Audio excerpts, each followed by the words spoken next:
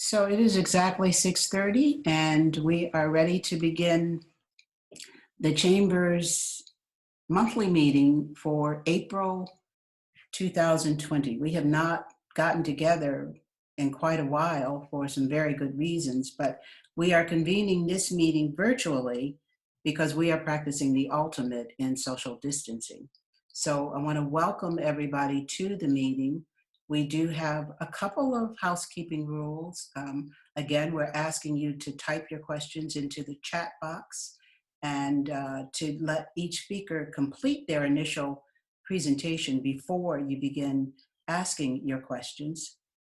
We do have two co-hosts. I like to call them my co-pilots.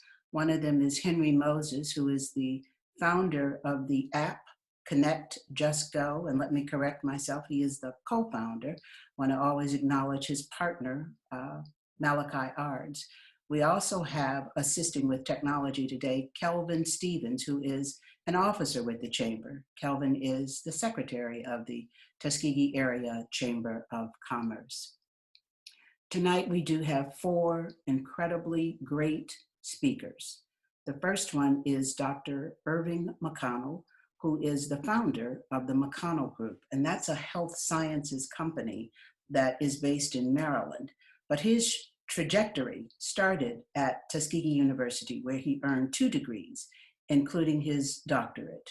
And Dr. McConnell is now engaged in the COVID-19 crisis. And he also has economic development ties to Macon County, which I'm sure he will address during his talk with us this evening. Irving, it's your show. We can't hear you. Irving, can you unmute yourself? Is that good? Can everybody hear me? Okay, we can hear you now. Thank you. Okay, great. Thank you. Again, thank you so much for having me.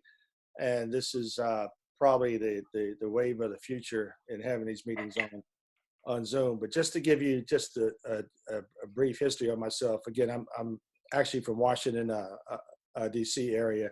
And Tuskegee became a second home for me because when I came to Tuskegee, a lot of people in the town just took me under their wing and fed me and nurtured me. So I have a long history of being involved with the university.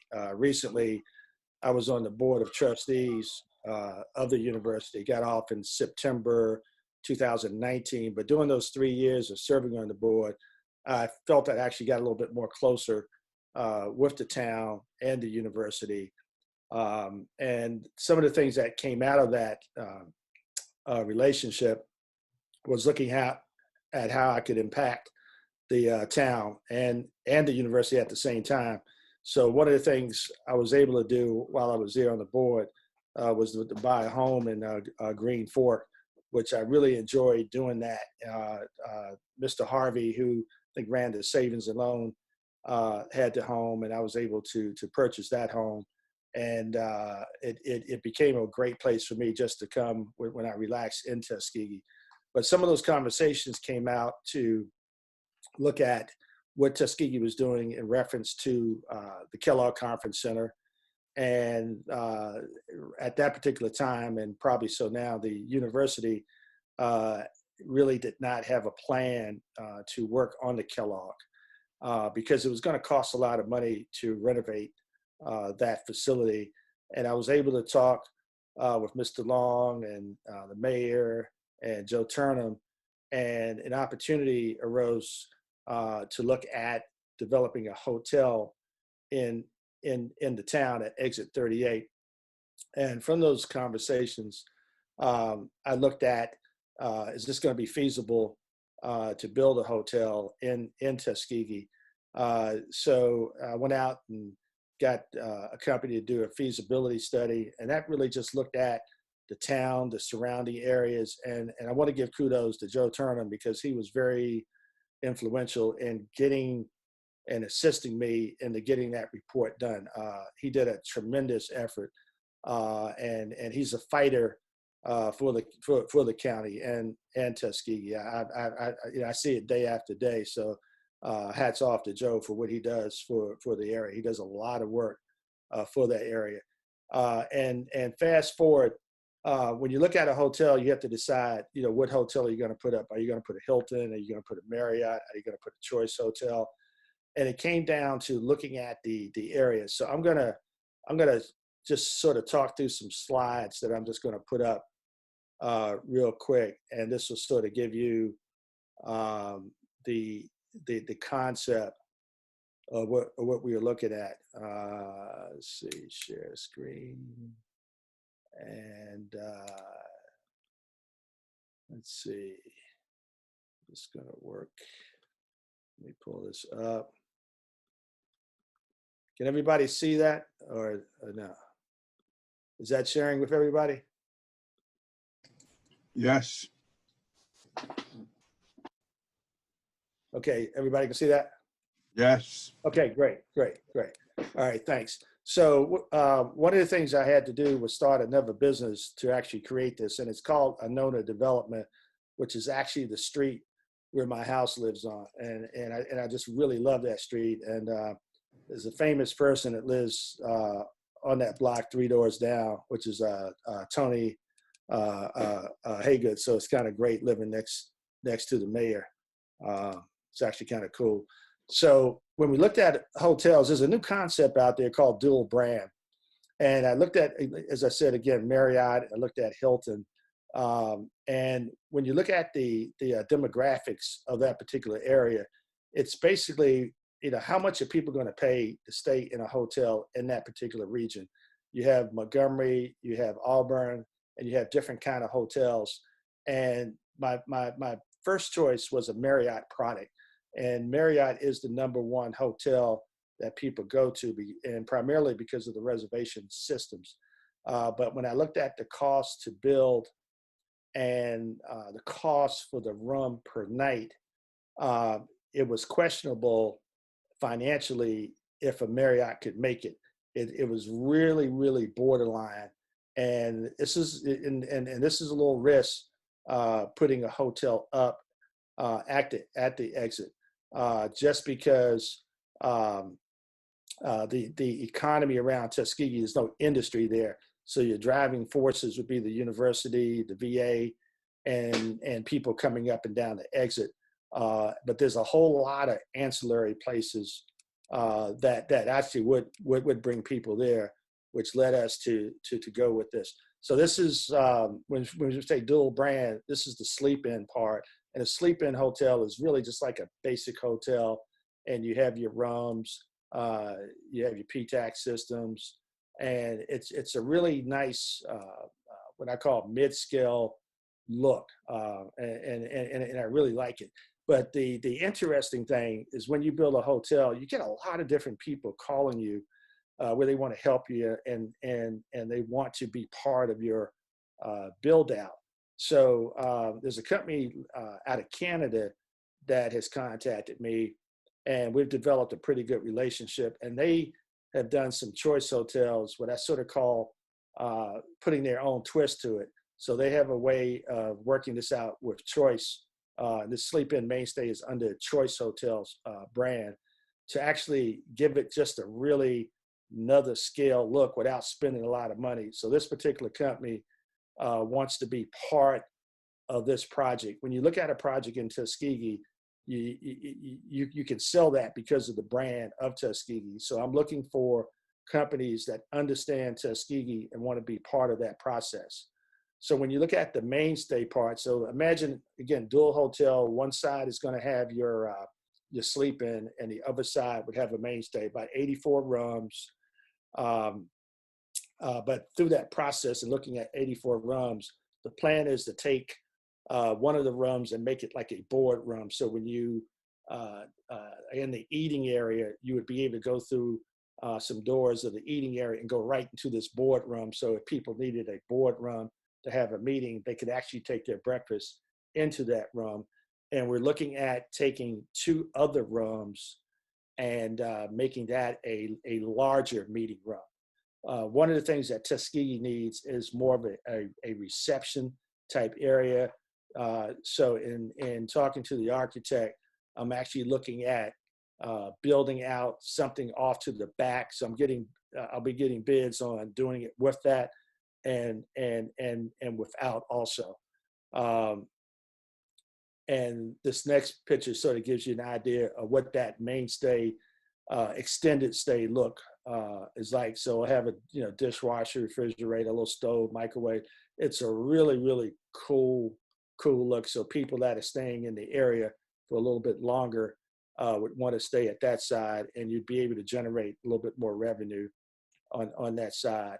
And this is what sort of like the eating area would look like. And what I'm proposing again is to have at one side where you can just sort of walk through and go right into this boardroom, and that would be another place that hopefully we could generate revenue when people are staying there.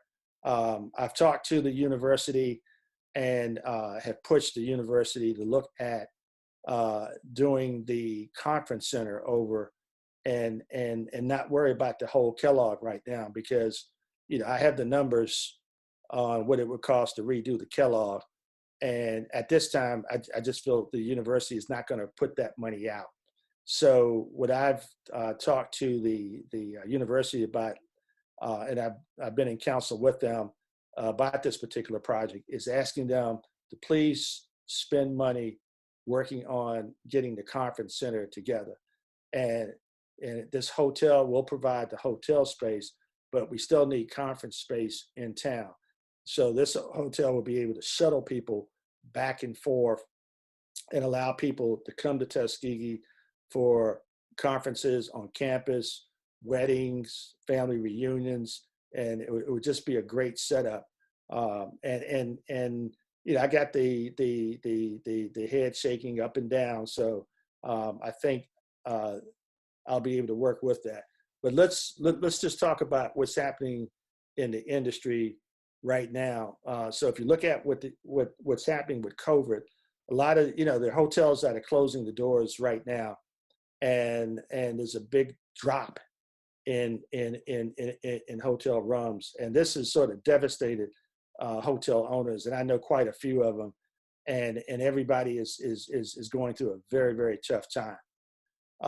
So just weeks after this, when this happened, I've been on different hotel meetings, and we're looking at what are the banks going to do, and what's the real estate industry going to be like. And right now, it's sort of like a timeout. Everybody's put a pause and said, we aren't going to really fund any hotels right now. We need to pause because no one really knows how this is going to play out. Right now, we have an administration that's telling everybody to get back to work and let's get this going on.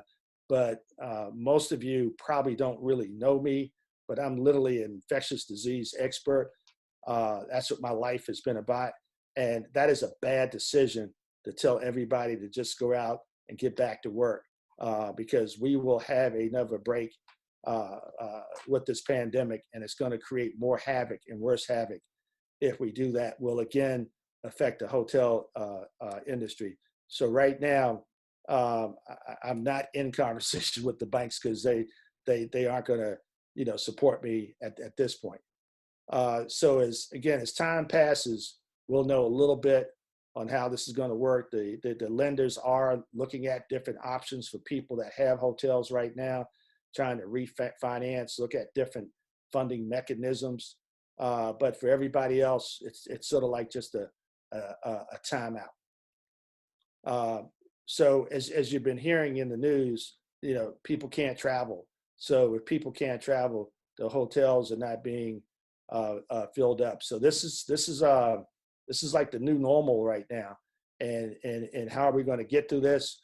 I think we're all learning about this right now on how we are going to overcome in the different business models that we have. But as a business owner, I tell everybody, just don't sit back and just feel that there's no options for you. This is the time to look at how do you pivot? How do you take advantage of this opportunity of COVID from a business standpoint? So look at your current strategy and develop a new strategy for your business. So my last point, I was asked to just talk about what we're doing in the COVID response. So I was out on a Saturday just trying to relax, and I got a call from the White House, and I thought it was a joke at first, but a friend of mine that I was in the Army with was on the White House team, and they were looking at how to get PPE supplies. And this actually is a Tuskegee graduate to show you how big the Tuskegee network is. And she told him, I know just the person that could help because he's been around the world with his military stuff and he's built labs and all that kind of stuff. So I got this call and I started working like right away. I called my team, we came into work, and we got to work to start supporting everyone. And then I realized how hard it was to get supplies. It was, all my manufacturers were out, everything was on allocation. If I didn't buy a lot all the time, they were not going to sell to me. So I found some brokers that were selling stuff, and I brought products at high prices, but my customers needed and they were willing to pay. So over the last 4 weeks, I had to figure out how am I going to, survive with this situation. So for me, I have about 90 employees. And right now I have every single employee, still getting paid. But what I had to do was move some people into the supply business and then pick that up. So right now we're actually getting supplies direct from China. And this is something that I knew nothing about. I don't speak Chinese, and I did not know anything about the industry. And I had to learn real quick. So just in a matter of days, I let my network support me. And I have a saying that I tell everybody, your net worth depends on your network. So, if you have a large network, your net worth will be high. So I basically called, people that I knew, and now I'm currently buying from 3 manufacturers in China. And, we get stuff in probably pretty much almost every day now. And I'm having it flown in, which is costing a tremendous amount of money. But I'm going to get this down to the science because I'm learning where I'll start to get stuff coming on boat, and then it won't cost as much. But the need is so great right now. There's a woman in Tuskegee. I haven't met her. Her name is Deanna Maxwell. I had called, I guess it was Karen I called and said, how's everybody doing in Tuskegee? And she reached out to Dr. Maxwell, and I was shocked to hear that the health lab in Tuskegee only had a couple of gowns and a couple of masks. So we donated some stuff there right away, and we just donated some stuff the other day because she didn't have face shields and all that. So again, my love is for Tuskegee. So I'm not going to let you all not have what you need. I was on the phone just a couple of days ago with Reuben Warren that works for the bioethics program in Tuskegee. So how do we take advantage of this COVID issue? So there's funding available right now to look at how COVID is affecting the minority population. So Reuben and I are going to talk about that and get some funding, hopefully from NIH to do that. But again, in closing on the PPE side, we got into it really quick. We already sold PPE stuff, but not at the level that we're doing now. So, we'll sell 100,000 masks, like in a day where, before, we may sell 100,000 in a year, so our op tempo has changed tremendously, but it's been a learning tool. And Jeffrey Martin, that's in Tuskegee, is actually supporting us there because, we had to, how do we help? So he's our go-to person in Tuskegee. So if anybody needs anything from the McConnell Group or a Nona Development, we have a person on the ground that can assist you. Are there any questions? I wanted to make myself, I wanted to make sure everybody knew I was on the line. Okay. Thank you, Jeffrey. We do have questions. I want to thank you, first of all, Dr. McConnell, for everything that you're doing, and it's pretty vast. We have a question, though, kind of circling back to the conversation you had or the presentation you had about your hotel. And Sure. the question is, what type of local involvement are you getting from local businesses in the development stage? And once this project is complete, is there an initiative to hire locally first before seeking employees outside of Macon County? Yeah, I'm like really big on that, and just from a lot of ways. I hire. I come down to Tuskegee, I don't know, 4 or 5 times a year, and I walk in the animal science room, and then all these students are in there, and I tell them, if anybody wants a job, I will give you a job today, and you will come to work for me when you graduate. And so I have a program up at Plum Island, and Tuskegee graduates come straight there to work for me. I send them on a farm in Pennsylvania. So, to learn to do what we need to do. So when they go there won't be any complaining about, why do these people not know what to do? So my intent would be to hire people in Tuskegee. I love Tuskegee, and it troubles me sometimes when I come back and I see the potential there.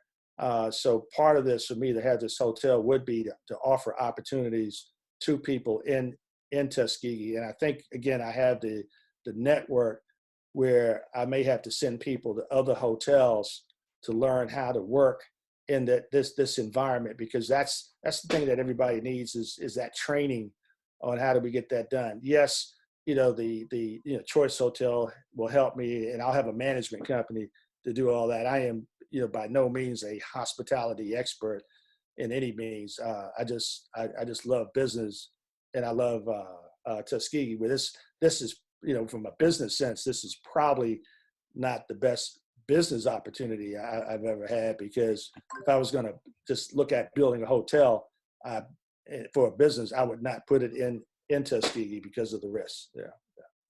But, yeah. Next question is, just wondered if any masks are going to the Navajo Nation, and if there is any way to get some masks there. They are without basic needs being met, even many without running water, and their rate of infection is way higher than surrounding states and communities. Yeah, we have not looked at that, even though we are working with Health and Human Services, which actually does support the reservations. But no one has asked us, and we have not looked at that. It's a great idea. Again, our op tempo is so high. I don't think I've ever worked this hard in 15 years or so. I'm putting in, 14, 15, 16-hour days just to keep up with the work that we're doing now. And people are calling us all the time where they want us to give them quotes and bids and all that kind of stuff. And we just don't have time to do it, because we're like getting stuff out and people want stuff. We tell them the price, and it's like either you buy it or you don't buy it, because we cannot hold on to the supplies that long, because they go so fast. I had a guy that wanted 10,000 masks a couple of hours ago, and he just waited, and we only had 6,700 left, and he wanted to look at them first. And I said, look, I'll have somebody bring a mask to you tomorrow, but I cannot guarantee you we're going to have that mask tomorrow. So now there's a lot of opportunities there. And again, for the businesses in Tuskegee, it's a great opportunity to look at, well, how do you pivot into the PPE environment? It's a great opportunity. It is. And yeah, I'd like to do all the business in Macon County, but there's businesses in Tuskegee that can look at that as an opportunity and get the mask from me, because, you can't go to China and get them, and I have those relationships. So somebody look at that opportunity in Tuskegee, say, hey, Irving, I got a requirement for 100,000 masks to go to the Indian reservation. Can I get those from you? I'm like, sure. So 2 other points. Same speaker said, thank you, appreciate what you're doing. She has an address for a doctor that she's trying to connect you with in case you have any PPEs that can be donated. So can I put her in contact with Jeffrey? Sure. Yeah. And Yes. we're donating Yeah, to a lot of different places. And, I'm not even going to tell you, how much we have invested in this whole deal, but we have not, broken even yet because I got so much stuff. I got stuff like tied up in China right now because when the government, our government was having so many issues with the Chinese government, and the Chinese government just last week stopped orders. So fortunately, I'm able to find stuff in the U.S. now. But if it's a legitimate reason, yeah, we just donated to the chimp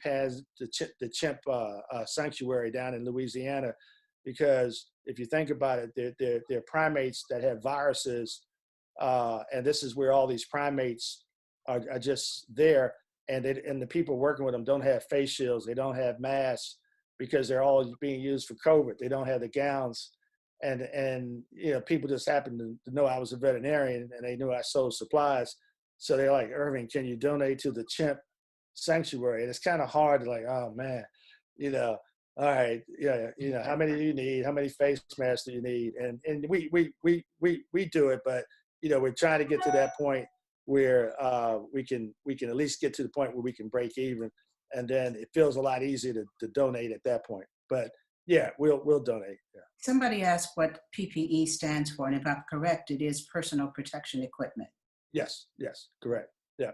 And also, we have a participant who has raised a point of personal privilege, and we all know who that is. Lane Harrington. She wants to ask her question directly. So, Kelvin, would you please unmute Dr. Harrington? Can you hear me? Yes, ma'am. How are you doing?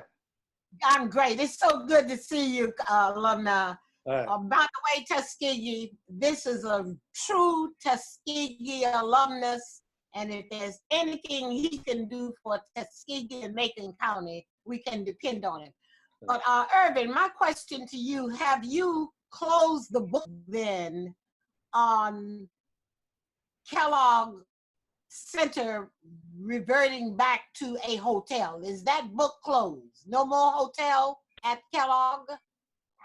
No, so it hasn't closed, but it is sort of closed for me because I was on the board trying to convince the board of trustees to take it serious, and the problem is that the university has never had the infrastructure to assess and look at all these things and understand how to put a management team and to make that Kellogg work.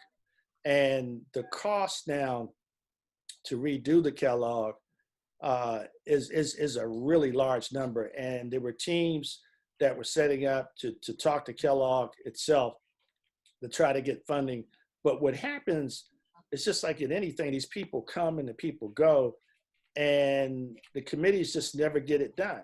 And that's why, personally for me, I had to just move on because I wanted to really try to assist. But, after I talked to the mayor and Joe Turnham and others, it just seemed like a good fit to actually get this hotel down on exit 38, because it would help more than just the town. Doing the Kellogg, I did the assessment on my own with my colleagues that were in the industry, and it's going to be very hard to get the Kellogg to be very profitable. It could break even, but it would take a team and entrepreneurs to understand how to do that.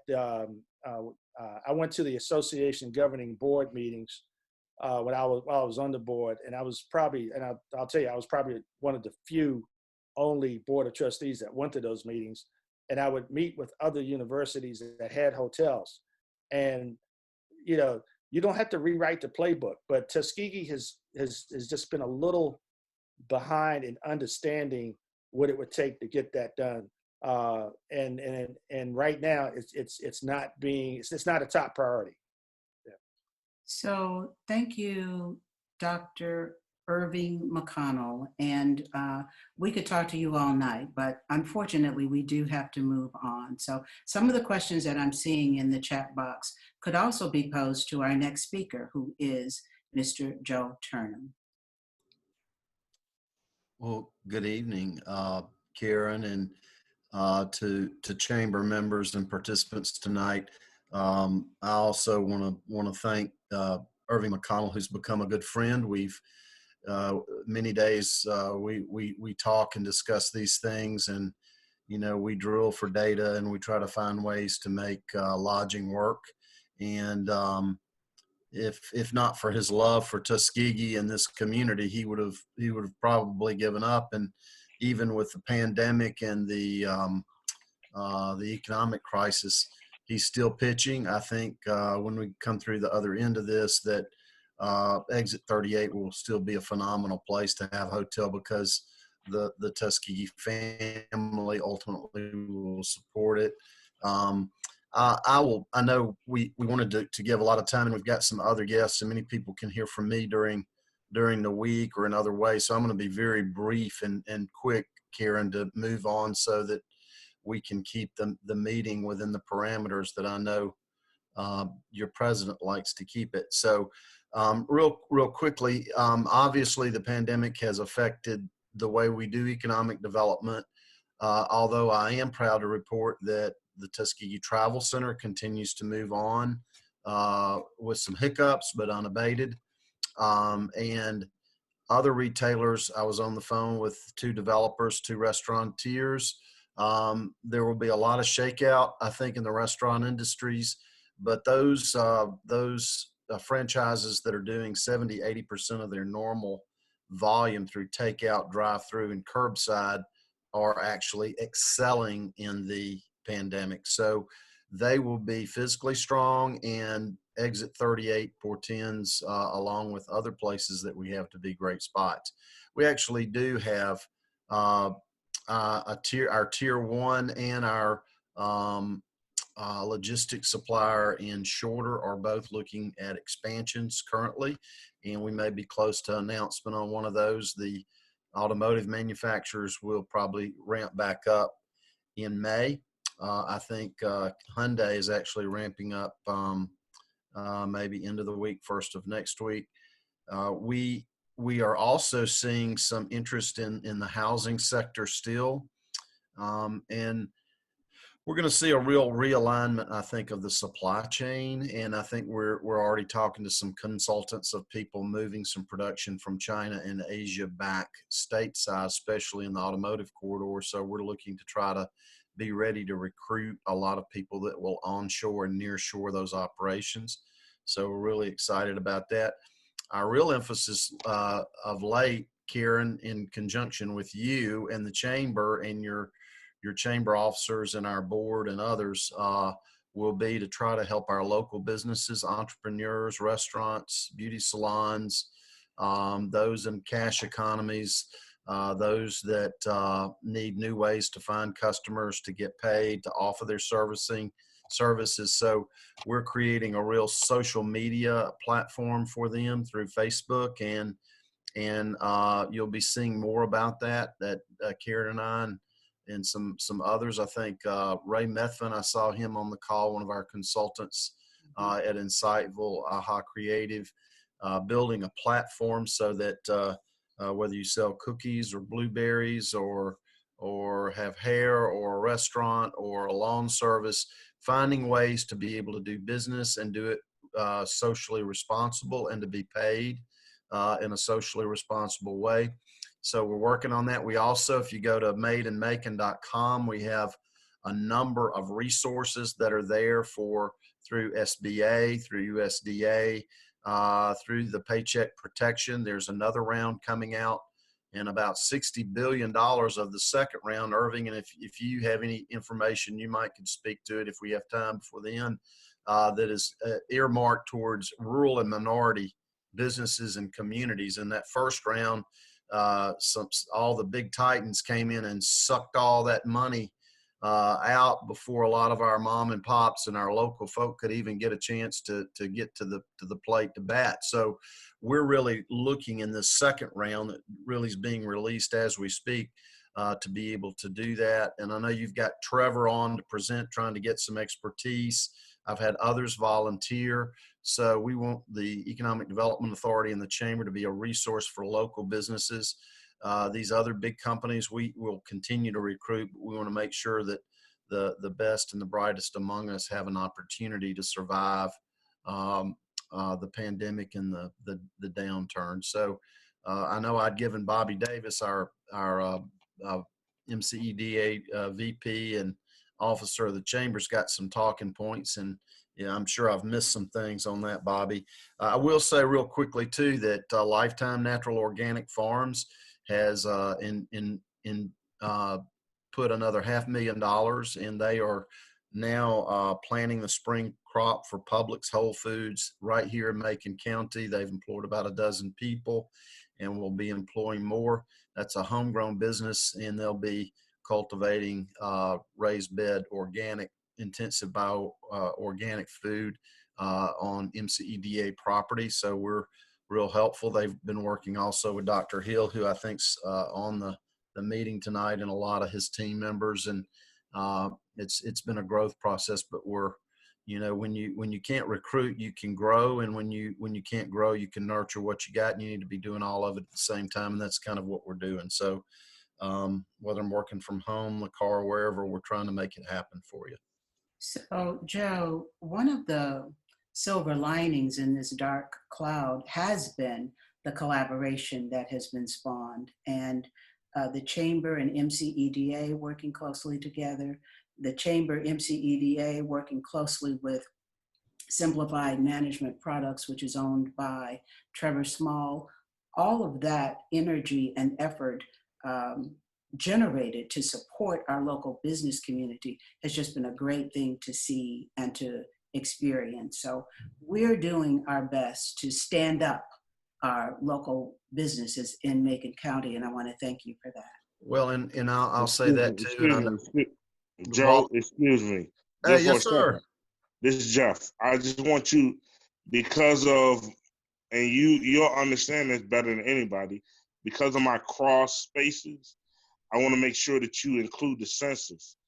And I was census going to bring the census up. Yeah, I just can't do it on because of my, because I'm involved on multiple different levels. I just wanted to make sure. Thank you for that. And we are working with the Tuskegee History Center. We're working with the Cooperative Extension Service. We're working with Wallace Media. We're working with everyone to make, in the middle of this, we got to make sure we fill out the census forms, because if we don't, for the next decade, we'll be shut out on grants, on all the federal things. So we can't lose sight of that. So we're working. I think we did a postcard campaign. And because of social distancing, Jeffrey, I know we can't do a lot of the one-on-one contact. So we're trying to work, in imaginative ways to make sure people either electronically or fill it out.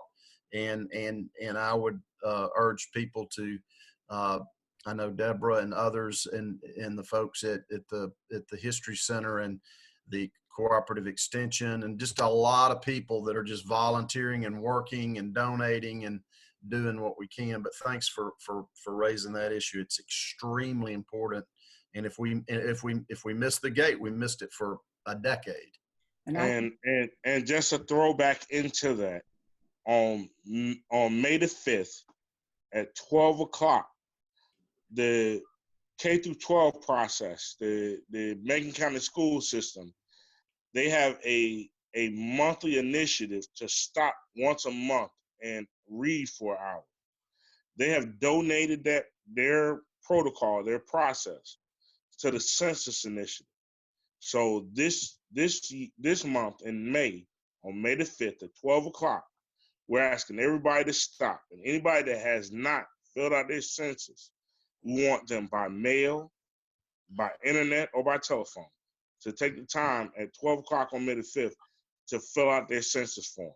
Macon County can come out the hole that we're in if we just take the time, 6 minutes, especially by internet. It might take you a little bit longer by telephone, but just a few minutes of your time will impact the county drastically. Jeffrey, our next speaker is Dr. Jacqueline Brooks, and I'm sure she's going to drive that point home pretty hard. We did have a comment from someone affiliated with Tuskegee University, and she says that Tuskegee University just released an article today about a stockpile of PPE faculty assembled to help local healthcare providers and first responders. We want to thank you for that effort. She suggests that we all check out this article on the Tuskegee University website and on the university's social media platforms. And she says that as PPE stockpiles dwindle, Tuskegee University faculty gather surplus masks, gloves, and other equipment for use by healthcare workers and first responders battling COVID-19 in rural, underserved medical communities such as Tuskegee. And she also provides a link, which I guess will redirect you to the actual story. This same person has a comment for Joe Turnham, who says that lots of people who applied to work for 2020 census have never heard back nor been hired. What can the city, county, and MCEDA do to help more people from Macon County get hired for census jobs? One way to make sure we get counted is to make sure some of us get hired to actually do the counting, and she has since corrected herself. Her question about the census is actually for Dr. Brooks, which is a perfect segue to our next speaker, Dr. Jacqueline Brooks.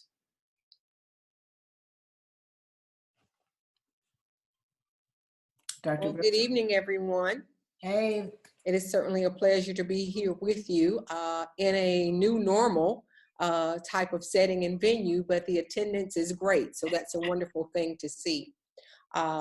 As you well know, schools are in a different type of meeting other than physical meeting, but we are still open. As of April 6th, 2020, in the state of Alabama, all public schools reopened in a non-traditional manner.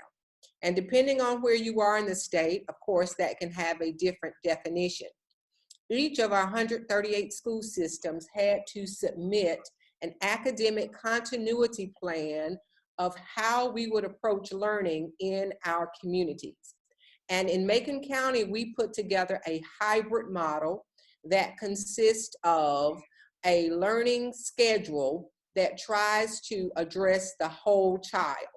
And with that being said, it includes some time for outdoor activities. It includes some time for family time. It includes time for reading. It also includes time to work in an academic learning platform. And all of this can be seen, of course, on our website at www.maconk12.org. I do have some slides, but what I'll do is just send the link, and at your own time, you'll be able to review those if you'd like to look at them. So we did reopen on the 6th in the non-traditional manner, and we had to deploy several types of resources. One of the things we had to do was to pass out iPads in the community, and that helped in a number of homes. However, in many of our rural communities, if you had an iPad, you simply had a brick because we did not have the connectivity needed with Wi-Fi, broadband, high-speed internet, and those kinds of things. So we immediately began to reach out to our partners and governmental officials to look at what we could do in terms of establishing hotspots or creating connectivity in some of our rural communities. And so one of our network affiliates, who is Nelson McLeod of the Shorter community, works with AT&T. Nelson contacted us and offered us some hotspots through AT&T, which we have received and deployed into some of our rural communities. Verizon has all of their MiFis on back order. Los Angeles Public Schools ordered 150,000 MiFis at the onset of the pandemic, and the rest of us are just kind of in the queue, waiting for some more to be manufactured and shipped. But AT&T was able to help us. We were also able to put a cradle point device on a few school buses, and we were able to gain access to our Trenum manufacturing lab. That's a mobile lab that also has connectivity with it. So these particular resources have given us more connectivity in our community than we've ever had. So that's kind of one of the positives out of this COVID-19 crisis, is that we have expanded our digital footprint, but we still have a long way to go. The digital divide in our communities, especially across the Black Belt, create inequity in our homes based on zip codes. And so we tried to mitigate that. And our learning platform is accessible also by cellular data. So there are some communities that don't have high-speed internet, but the cell phone towers are of pretty good strength and signal reception that students can still work on those devices using cellular data. And then the third option that we use in our hybrid model, of course, is just the old-fashioned, good, trusted paper and pencil model. The paper and pencil model, of course, does not have the interaction that the other two models have. So we provided a list of nearby hotspots to each of our parents in the community that they could at least try to get to a few times a week. And we were able to get those set up with our county commissioners at our community centers. We also reached out to some of our business partners in the shorter area. Love's Truck Stop and McDonald's indicated that we could use their hotspots in the city of Tuskegee. We have the town square, the library, the courthouse. We have some churches who offer their hotspots for use. In the town of Novasaga, we have the entire downtown, 4,000 square feet, has connectivity access. And then at the Prairie Farm Center, we have access. So between that and the hotspots, we have come a long way with connectivity. We also have been rolling out 4,000 meals a day. And I know that seems like a huge number, but when you think about some of our larger systems like Miami-Dade and Los Angeles, it's actually not a really large number, but for us, it's a huge undertaking to roll out 4,000 meals a day. And the reason we roll out 4,000 meals a day is because we make one run. So we take out a brunch rather than a breakfast and a lunch. We combine the two. So when students get their meal bags each day, they have both breakfast and lunch in them. And 2 weeks ago, we rolled back the Friday delivery, and we deliver 4 meals on Thursday to try to limit some of the contact that we have in trying to stop the spread. Currently, we're examining what some of our sister systems have done in Georgia, which is to go to a one day a week meal delivery. That's a very interesting task because it means you have to take out a gallon of milk per household each Monday if that's your day. And so supply and demand again come into play in trying to see if we can get Borden's, our milk vendor, who has our milk bid, to be able to do that. So we're looking at that, but right now we're rolling with meals 4 days a week, trying to make sure that all of our young people stay fed and get nutritious meals during this time. When school ends, which will now be May 29th, we will continue to feed. So we plan to feed throughout the summer and until kids are able to get back physically connected to schools. Before we got out of school, we were actively engaged in working on census activities. And of course, once we went into the COVID crisis, the census responsibilities that we had lost their priority in the sense of urgency for us. And so we've now come back full circle now that we have gotten our academic programs up and running and gone back to look at where we are with the census and what we need to do. So we have been in contact with a number of people who have been beating the bushes, trying to get folks to complete census. And what Jeffrey was sharing with you is the project that the group met with me on, and that we designed a flyer and a poster to go out, and it's circulating on social media. And we ask that everyone continue to share that. And it's called Drop Everything and Be Counted. And indeed, it is on May 5th at noon. Now, this doesn't supersede or undersede any other efforts. It works in tandem with what we already have going on. But because parents now have connectivity, they have devices, they're using their cellular data more efficiently, we will be using our robocall system to encourage parents to use these same devices that we have loaned to the children for census purposes, so that we can get the most bang for our buck while we have this big play and uptick in connectivity going on in the community. And so again, that's May 5th at noon, wherever you are, whatever you're doing. If you have not done your census, drop everything and be counted. Very similar to drop everything and read. Intentional and very, very deliberate.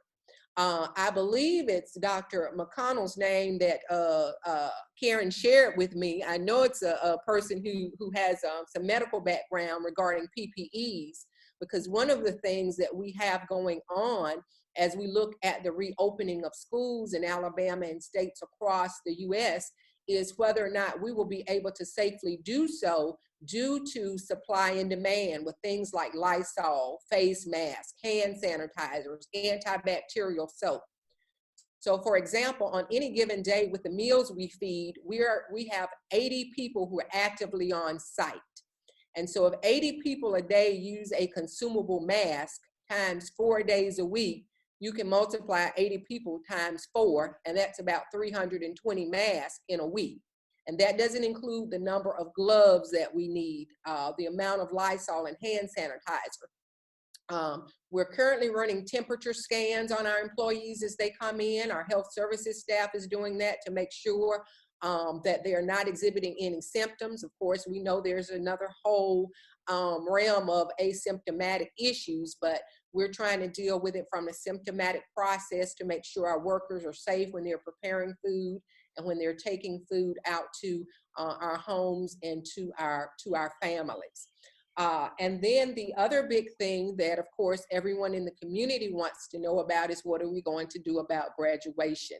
And it's kind of a wait and see, because we wait to get our orders and protocol from Governor Ivey's office, as well as the state health officer, Scott Harris, and the Alabama Department of Education, Dr. Eric Mackey. So once the three of them put their minds together and listen to their advisors and what health officials are saying, then they will give us more information on what we can do.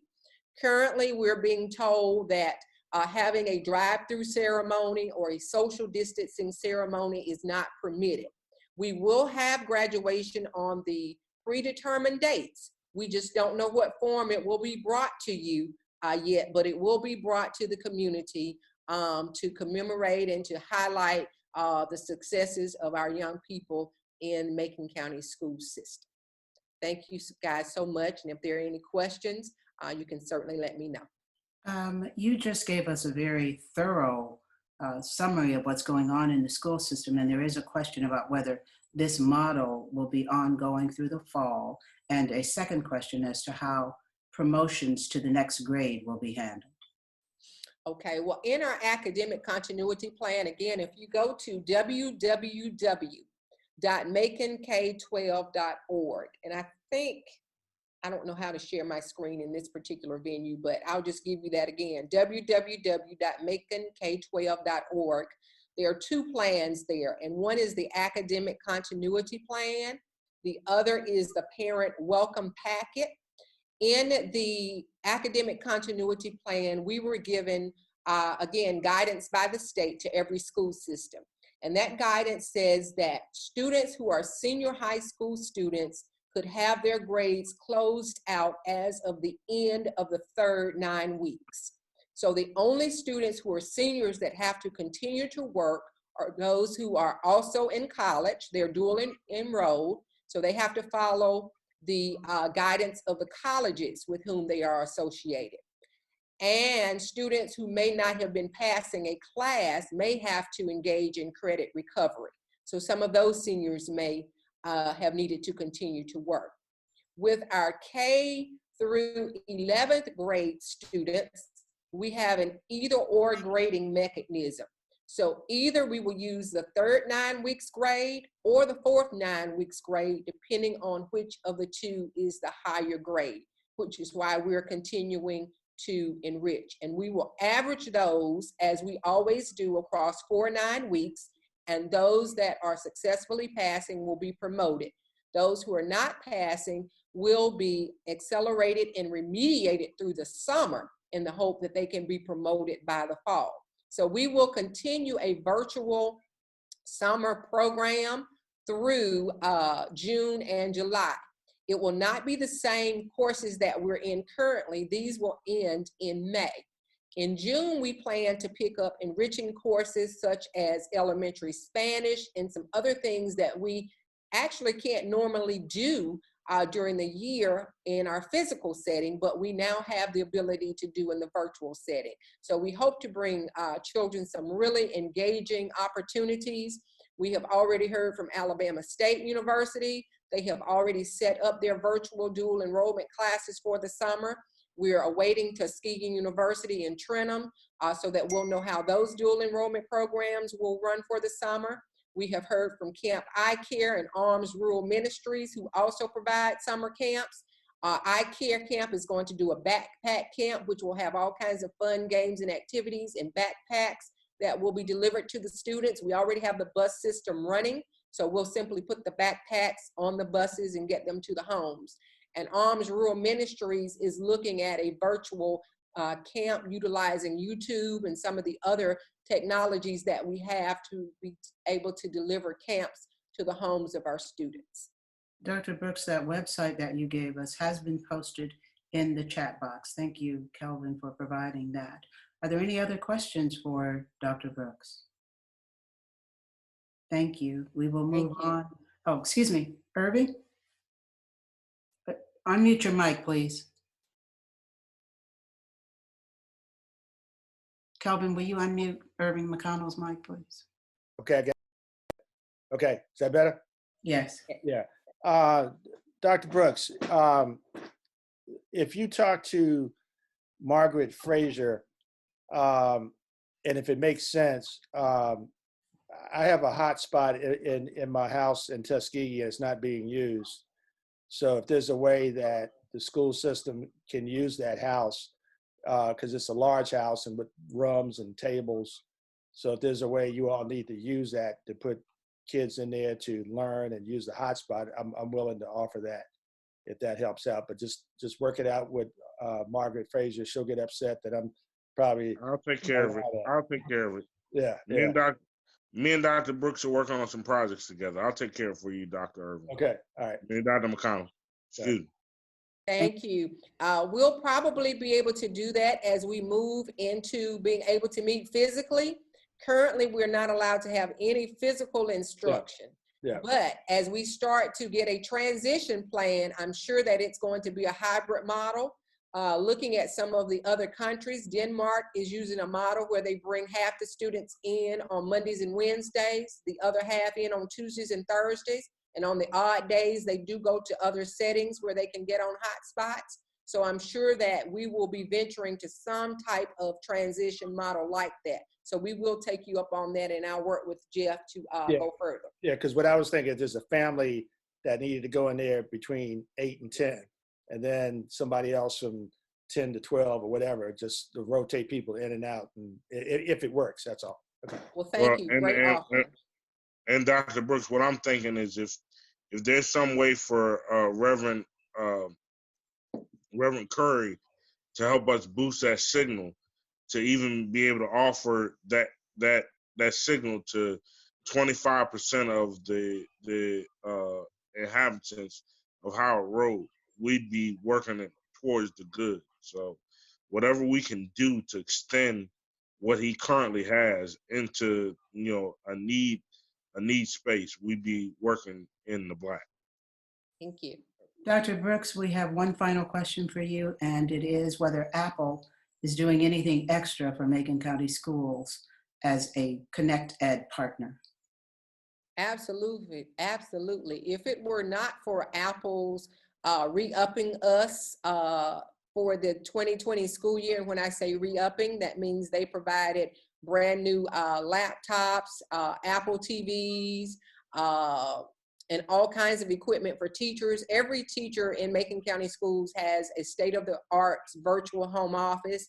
Every student who wanted or needed an iPad had the opportunity to pick up one. And of course, just the professional learning that our teachers have. If you have not been to Macon County Schools on Facebook, please go and see. Our PE teachers have any workout videos that are needed for kids. They are there. Those links are sent right to the kids' homes. We have burned DVDs and mailed home for the kids who may not have, as I said, the digital connections. DVD players are checked out if they need to be. So just the professional learning that our teachers have in being able to operate in this digital environment has put us far above a lot of our counter peers, and we're very thankful for this Apple partnership. It has taken us into this era long before we thought we would have to be here due to COVID-19.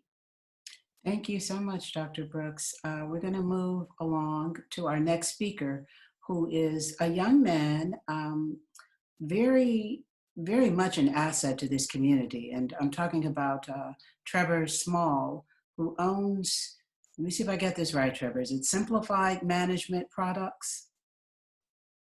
Yes. Okay, well, you're up. It's your time to tell us about what you've been doing for our local business community. And I want to publicly thank and commend you for your efforts. It has just been tremendously gratifying to watch you work. Oh, thank you. Thank you. Well, good evening, everyone. My name is Trevor Small, as you mentioned. I'm the managing partner of Simplified Management Products. We are also a local business, as well as we have an office in Montgomery County, as well as in Atlanta. What we do, Trevor, you're breaking up pretty bad. In fact, you're very distorted. provide consulting and accounting services to small and mid-sized business, financial accounting. Trevor, somehow the technology Grinches don't like you tonight. All right, can you hear me now? Yes, we can. Okay. Just wonder if you can maintain that clarity, though. So I've been working with the Chamber and the Macon County Economic Development Committee on helping some local businesses try to get applied for some of the SBA funding that's out there. And I've been doing this now pretty much since the pandemic started, either consulting with the SBA, speaking with the SBDC, and just talking to other business owners. So the biggest thing that I've seen as far as a challenge is just getting access to the information that the business owners need in order to apply for some of this funding. And the biggest thing is that, I mean, just in our community, we have a lot of, cash economy people who like to try to fly under the radar. But when something like this happens, there needs to be certain things in place that you have in the business in order to apply for some of this funding. So some of the local businesses, they either didn't know or don't have this information. And what I've been doing is communicating with them, trying to guide them, one, into getting this information if they don't have it, or two, helping them build it if they don't have it. I did speak with probably 15 to 20 business owners that are in the community. Some of them are on this call, and I've either walked them through either a process or a problem that they weren't sure about, all the way to the point of directing them to a particular financial institution that can help them get the lending that they need. So this effort, as far as this joint venture with these two entities and then consulting people that are in the community to help, has been very, very insightful as far as seeing, one, what Macon County needs as far as from a business perspective, and then two, there are other components that I've realized, okay, we need to kind of make sure to touch on as we continue. So if there are any questions, I know we kind of run a long time, but if there are any questions in particular as it relates to the PPP Paycheck Protection Program or the EIDL, I'm more than welcome to answer any. If you all have applied or thinking about applying, please fire off. Any questions for Trevor? Well, Trevor, I guess you covered all the bases. We do have a couple of questions. Charlie Hardy has a question for Irving McConnell. Charlie, you can unmute your mic. Charlie, are you still on? I'm here, Irvin. Hey, Charlie. Hey, how are you? Yes.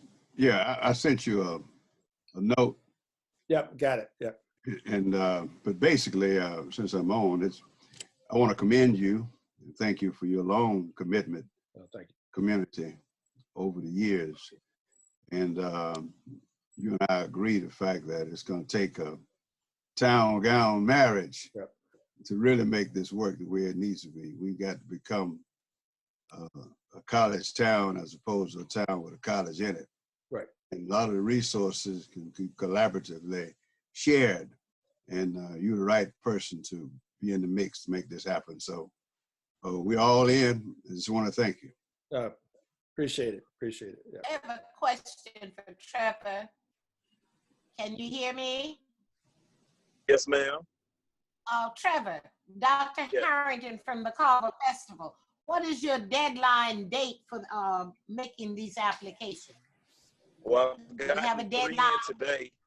Well, I've gotten 3 in today. Uh-huh.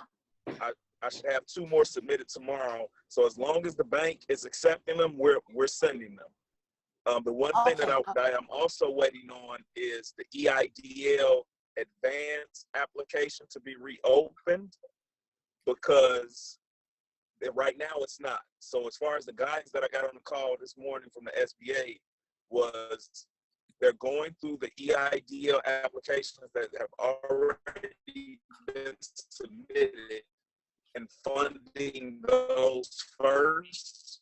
And then once they get through that, then that's when they'll open it up to new applicants.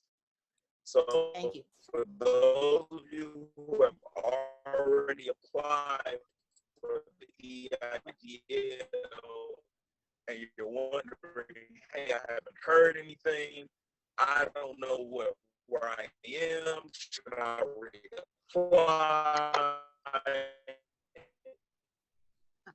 All right, Trevor, you sound like you're Not reapply. you sound At really this point, you just have tricky. to kind of be patient and just kind of wait until the government.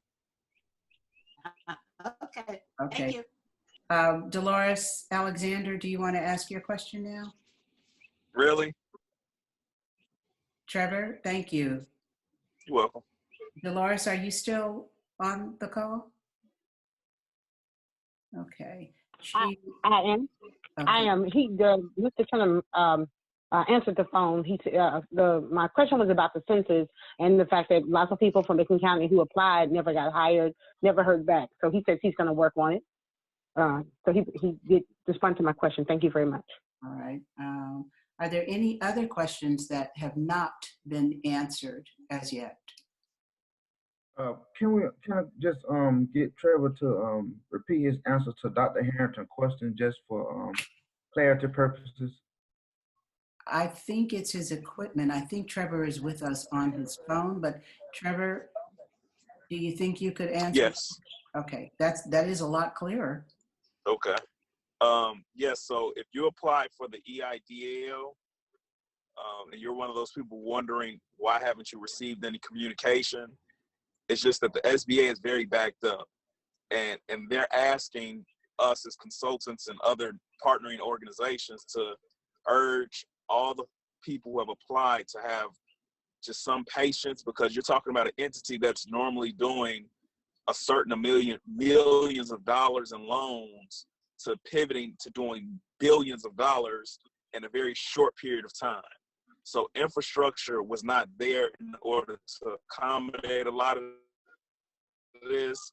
So we're asking that if you have applied, please continue to be patient. If you have not applied, start preparing the documents that you need to apply. So you would ask, how do I start to prepare if I don't even know where to start? The first place, you want to ask them, hey, what do you need to do in order to get into the queue for the PPP process?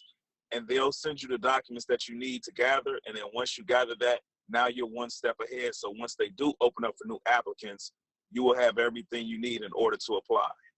Yeah, but one of the reasons that the joint venture between MCEDA and the chamber, one of the necessities was going through that paperwork is not easy. It's like doing taxes. And so, Trevor, you have been helping people you've been guiding them through that process so that they don't make a whole bunch of mistakes that wind up costing them money. So even though you've given us that explanation, I hope people understand that it is just not a simple process. And we do have another question for you, Trevor, and that is whether you know what banks are participating and whether you know the percentage of Black-owned businesses that have received PPP in our area or in Alabama.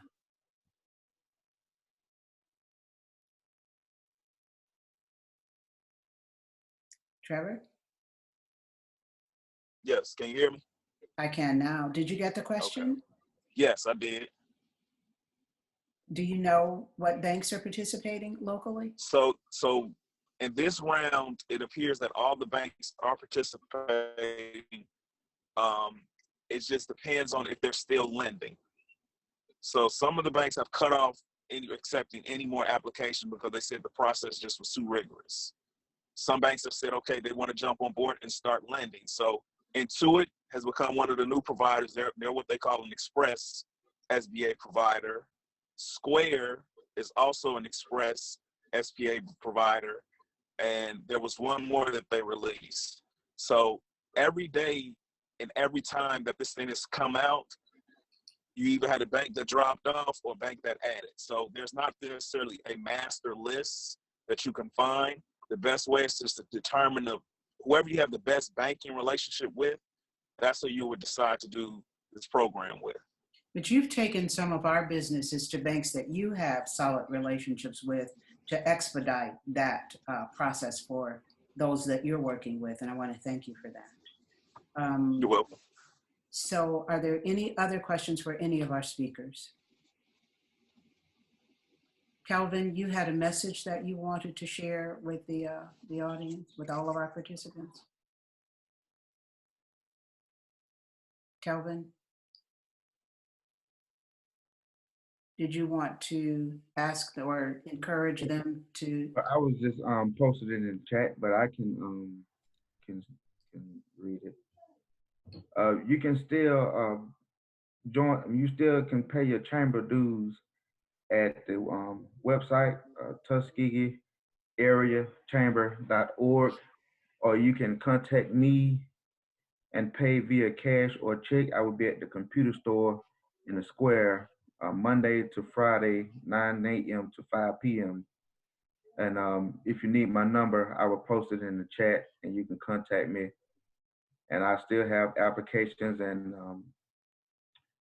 committee packets and if you haven't received if you paid and you haven't received your decal, please contact me as well so I can get that to you as soon as possible. All right, thank you.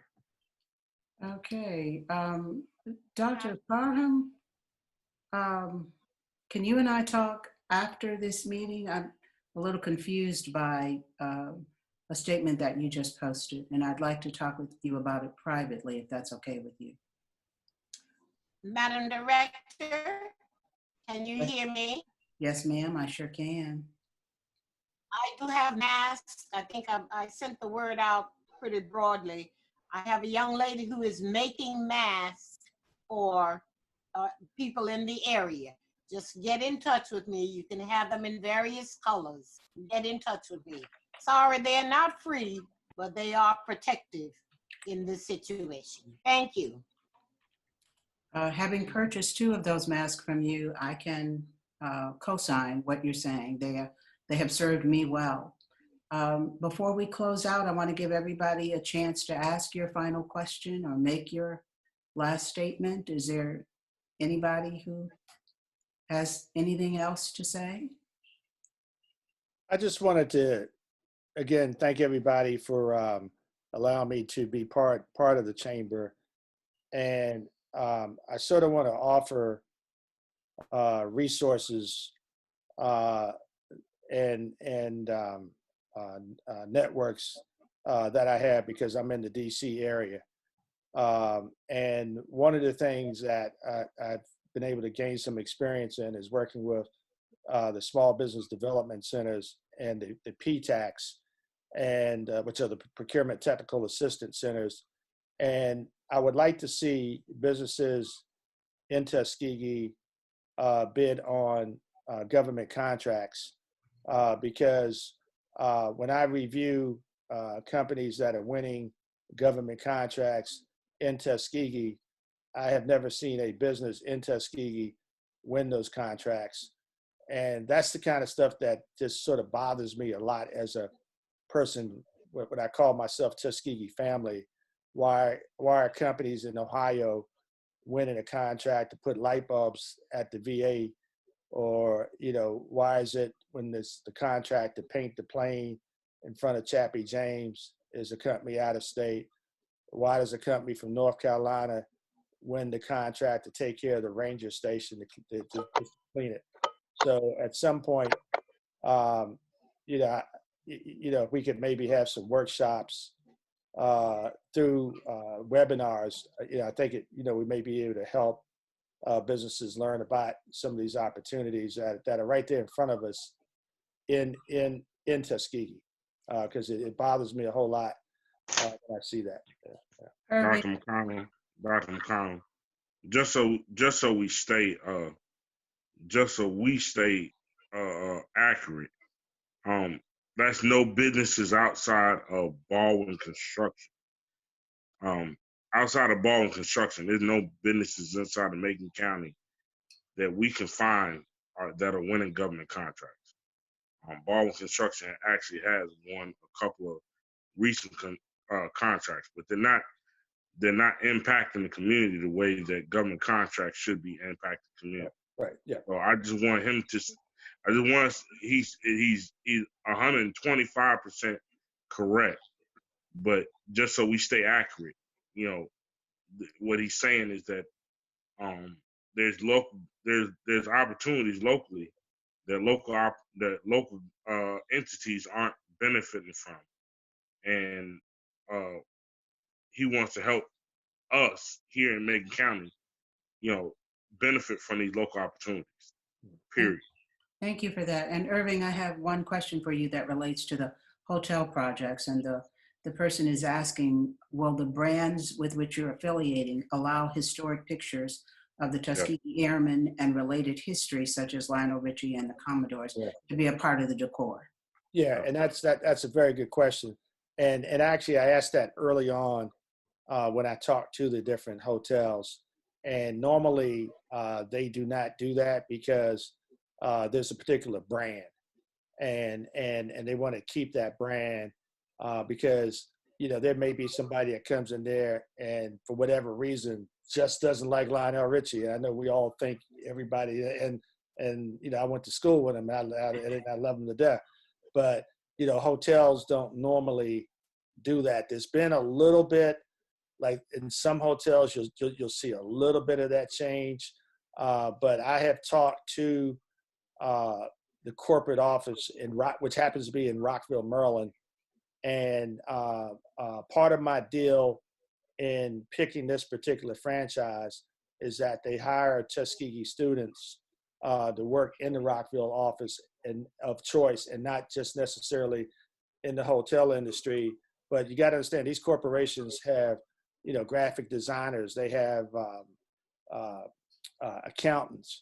So part of that is trying to get what I can get out of choice to get back to Tuskegee. So that's going to be sort of a give and play as we go through that process. But it's not going to, you're not going to walk in and see a Tuskegee Airman plane, which I would love to see. But choice, and like every hotel is like that. You don't walk in a Marriott and see a lot of different things about that particular town. But I'll be, keep asking me about that, and I'll keep working towards that. I'd like to have a particular room called A Particular Room, and matter of fact, if anybody wants to help build this hotel financially, I'll make sure your name is on that room. So let me know. As we move toward closing out this meeting, I see that our mayor has joined us, and I'd like to know if he has any words or wisdom to share with us. So simply just want to thank everyone for their input, and particularly Irvin McCollum, the work he's done, and Superintendent and Joe Turner for the information. We realize the challenging situation we're in right now, so it's great work that the Chamber's doing. Trevor's doing a great job. I think as we share more information and connect together, we'll get things done and continue to move ahead. Dr. Alexander, I look forward to getting with you on that. We have some calls in the morning. The governor will be making an announcement about where we are, and so we'll be able to follow up and get more things done and share better information after tomorrow. Well, I want to thank everybody for joining us for this meeting. If there are any chamber officers who would like to speak, I welcome your comments at this point. And if not, anybody else who has a question or comment, now is your time to speak up. And I think it's time for us to say goodnight. Thanks again, everybody, for participating. Thank you. Thank you. Good night. Good night. Thanks, Irvin. All right, thanks, Tony. See you soon. Good night, everyone. Right. Good night, everyone.